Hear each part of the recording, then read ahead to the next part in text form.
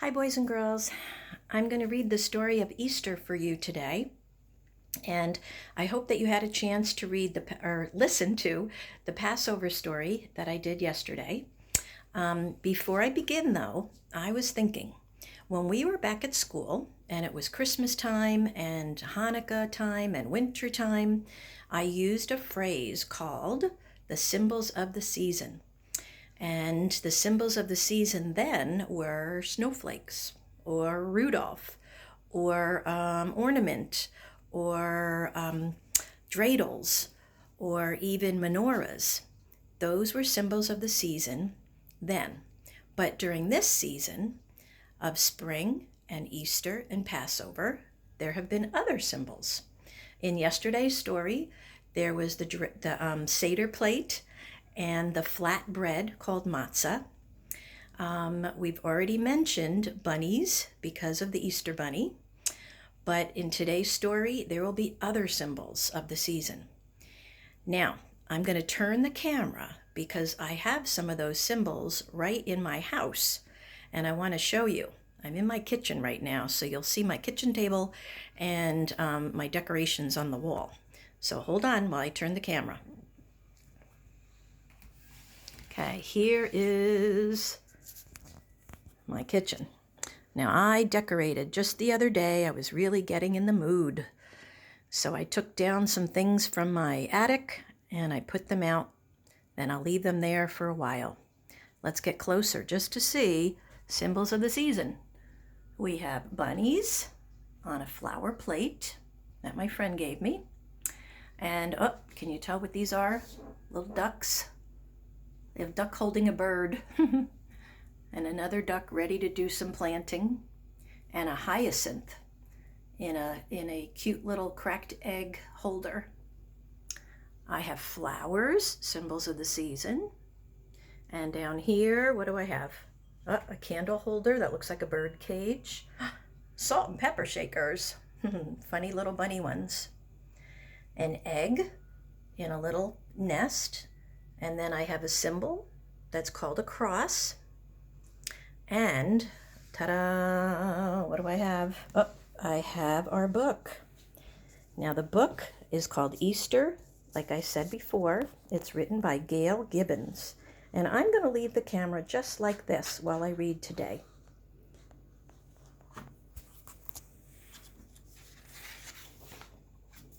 Okay. Easter Sunday is in the spring. Many years ago, a baby Jesus, was born. Here he is with his mother Mary and his father Joseph, and they were walking along the road to Bethlehem, or from Bethlehem actually, on a donkey. Well, that baby Jesus grew up. Many, many years later, when he was 33 years old, he actually went from town to town telling people all about love. People thought he was a gift from God, and so he would go around telling people all the wonderful stories. And here he is with his friends. He did many, many wonderful things, and people heard of him all around. As time went by, when people knew who he was from town to town, they expected him coming. And here he is going into a town called Jerusalem.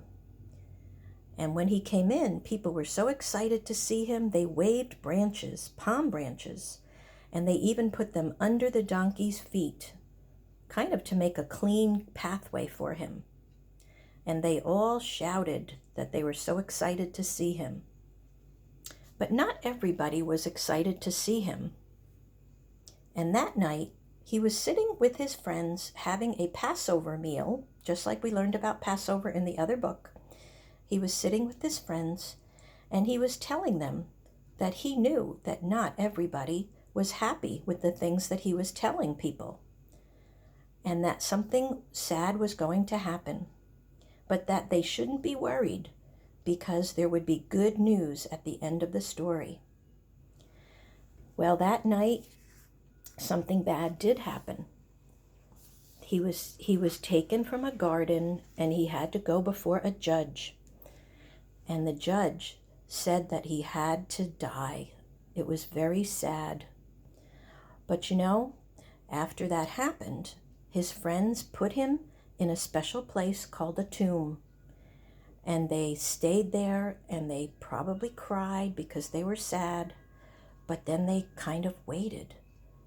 And 3 days later, when they went back to that same spot, the tomb, the stone had been rolled away. And they said, "Where is he?" And I think they forgot the good news he said was coming at the end of this story. Well, soon after that, they saw that he was alive, just like he said he was going to be. It was called a miracle. And many people saw him, and they said that they were so excited and so happy that it happened just the way he said. It was a miracle, and he was risen from the dead. Well, that story is why people at Easter time sometimes go to church to celebrate on that Sunday, and they light candles to remind them that after the darkness comes the light. When you light a candle, it makes everything brighter, maybe even makes you smile. Also, Easter is a time for flowers. Many people have lilies or tulips or daffodils. A lily is actually a symbol of new life and hope. The word Easter comes from a word from long ago, Ostre. It's all about the goddess of spring. And many, many years ago, people actually had festivals celebrating springtime. And that's where the actual word Easter comes from. And also, an egg is a symbol of new life. For thousands of years, it was actually a special custom to give people gifts at those spring festivals. And here you see a little chick coming out of that egg. Nowadays, as part of the Easter celebration, some people dye eggs beautiful colors. I'm sure that you boys and girls are either doing it or have already done it.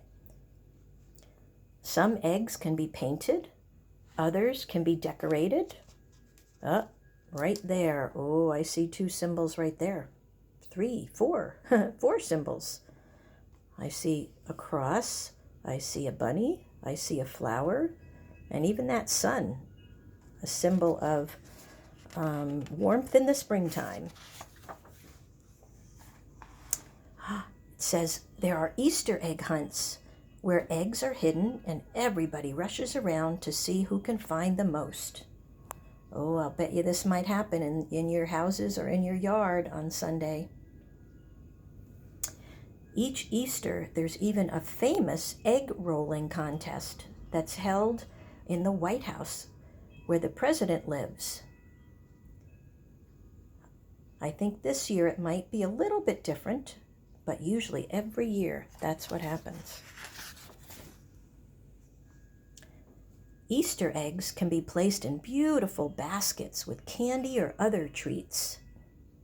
I think I want to take a little bite of that bunny's chocolate ear there. Or maybe even that little chick. I bet you that's a marshmallow chick. Many people years ago would talk about a story of a bunny who hopped past a basket of eggs. And they said, where did he come from? And what is he doing with those eggs? I wonder if that's the first time that there ever was an Easter bunny. Could be.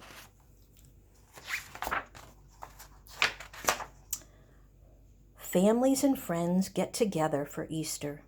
Sometimes there can be an Easter ham or a lamb or any other kind of food to have with your mom and dad and grandma and grandpa. There can be Easter parades And some people dress up in new spring clothes and wear Easter bonnets. When I was little, when Miss June was little, we wore Easter bonnets all the time. Well, Easter is not just a church holiday, it's even more. It is a time of hope and a time of joy, a time of new life. And here you see a beautiful bird, a dove, the lily, a bell. Oh, look at that bud coming out. And that cross on there I talked about. And, of course, eggs. Well, boys and girls, I would say the end. But guess what? You have 2 days until Easter. And I hope that you'll have a great, great time with your families. I'll see you next week. Bye.